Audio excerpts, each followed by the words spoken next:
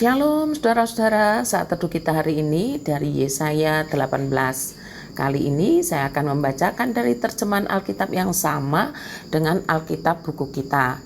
Demikian firman Tuhan, Yesaya 18 ayat pertama sampai 7. Wahai negeri dengingan sayap di seberang sungai-sungai Ethiopia yang mengirim duta-duta melalui laut dalam perahu-perahu pandan mengarungi permukaan air. Pergilah hai utusan-utusan yang tangkas, kepada bangsa yang jangkung dan berkulit mengkilap, kepada kaum yang ditakuti dekat dan jauh, yakni bangsa yang berkekuatan ulet dan lalim, yang negerinya dilintasi sungai-sungai. Hai semua penduduk dunia, hai orang-orang yang mendiami bumi, apabila panji-panji dinaikkan di gunung-gunung, lihatlah.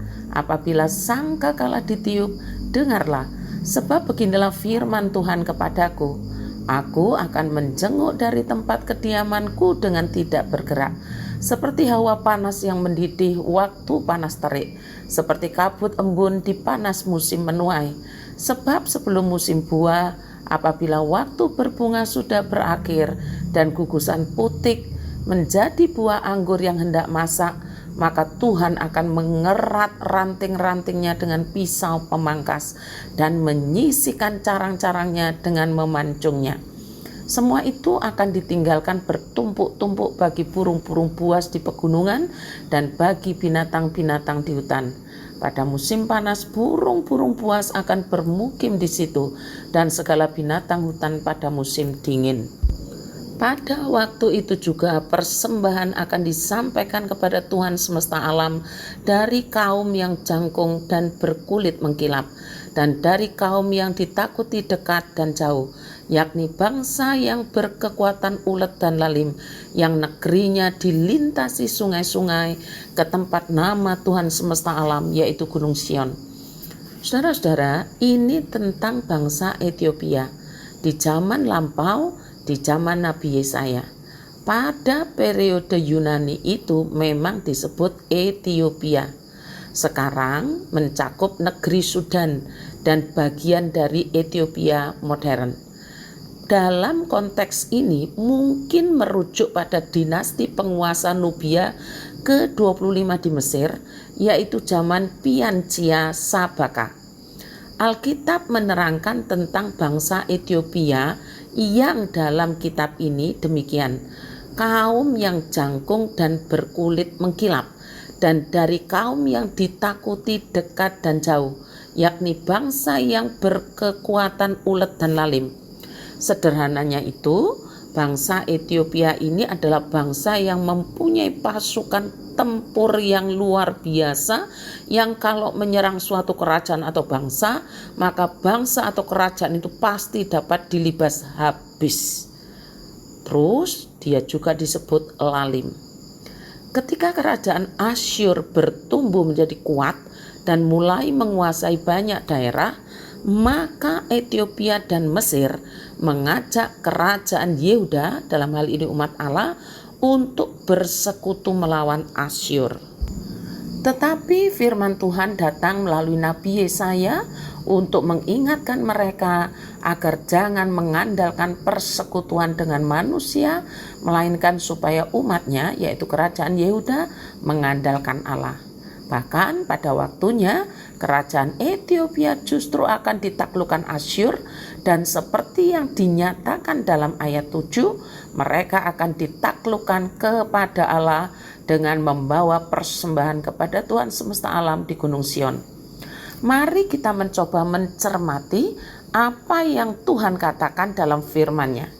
Umatnya dilarang keras untuk bersekutu dengan Ethiopia. Pada zaman itu, pengertian bersekutu bukan hanya angkatan perangnya saja, tetapi persekutuan itu termasuk persekutuan dengan dewa-dewa mereka. Sebab dalam setiap peperangan, setiap kerajaan pasti membawa dewanya atau minimal simbol dewa-dewanya masing-masing. Pengertian bersekutu di sini bukan cuma soal kerjasama angkatan bersenjatanya, tetapi persekutuan totalitas semuanya. Itulah yang dilarang Tuhan Allah kita. Bagaimana ya caranya kita mempraktekkan firman ini? Bukankah kita tidak sedang berperang? Nah saudara, saya berpikir dengan cara begini. Umat Allah sama dengan gereja. Karena umat Allah dalam perjanjian lama itu adalah cikal bakal gereja dalam perjanjian baru. Sebagai gereja, bukan gedungnya, gereja bisa mengalami kesulitan, gereja bisa mengalami keterdesakan, gereja juga bisa tergoda untuk bersekutu dengan yang lainnya. Bersekutu dalam pengertian bukan hanya kerjasama secara fisik. Nah, ini yang Tuhan larang. Seperti yang Tuhan larang dalam zaman Nabi Yesaya di pasal 18 itu. Karena itu saudara, mari kita terus doakan para pemimpin gereja kita, hamba-hamba Tuhannya, majelis penatuannya, pengurus komisinya, bahkan guru-guru sekolah minggu, agar Tuhan menolong dan memberi hikmat dalam mengambil keputusan ketika ada tawaran yang mulanya seperti kerjasama dan menguntungkan, tetapi pada akhirnya ternyata sebuah persekutuan yang dilarang Tuhan. Tuhan Yesus memberkati kita sekalian. Selamat ulang tahun Ibu Jayin. Kiranya kuat dari Tuhan dicurahkan, dilimpahkan kepadamu. Mari kita masuk di dalam doa. Tuhan, terima kasih untuk firman Tuhan hari ini. Tidak semua persekutuan dan kerjasama itu menjadi syarat yang disetujui Tuhan. Bahkan dengan jelas dalam Yesaya 18, persekutuan seperti ini dilarang.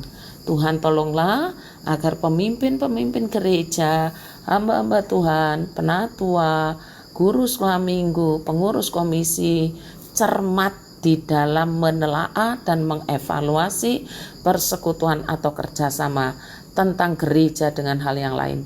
Saat ini hamba-Mu mendoakan untuk Jayin yang berbahagia, yang berulang tahun, di tengah-tengah pergumulannya tentang sakitnya. Tuhan, Engkaulah sumber kekuatan, kuatkan Jayin dan tolonglah Jayin, supaya ia tetap beriman dan berpegang teguh pada janji Tuhan, bahwa Engkau akan menyertainya sampai akhir.